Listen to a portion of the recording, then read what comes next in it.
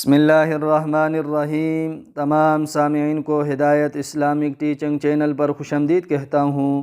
آج کے اس ویڈیو میں آپ کو بتاؤں گا کہ امام الانبیاء علیہم السلام کا گزر ایک ایسے آدمی کے پاس سے ہوا جو بہت ہی پریشان اور شکستہ حال تھا۔ امام الانبیاء علیہم السلام نے فرمایا، آپ یہ کلمات پڑھیں، آپ کی تمام تر پریشانیاں ختم ہو جائے گی۔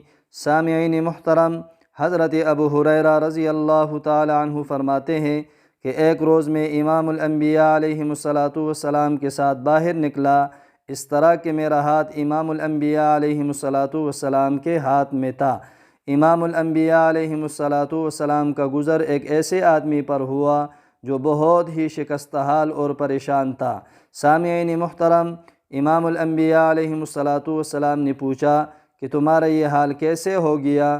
سامعین محترم، اس آدمی نے عرض کیا کہ بیماری اور تنگ دستی نے میرا یہ حال کر دیا۔ سامعین محترم، امام الانبیاء علیہم السلام نے فرمایا کہ میں تمہیں چند کلمات بتاتا ہوں، وہ پڑھو گے تو تمہاری بیماری اور تنگ دستی جاتی رہے گی۔ سامعین محترم، وہ کلمات یہ ہیں: توکلت علی الحی الذی لا یموت، الحمد للہ الذی لم يتخذ ولدا ولم يكن له شريك في الملك ولم يكن له ولي من الذل وكبره تکبیرا۔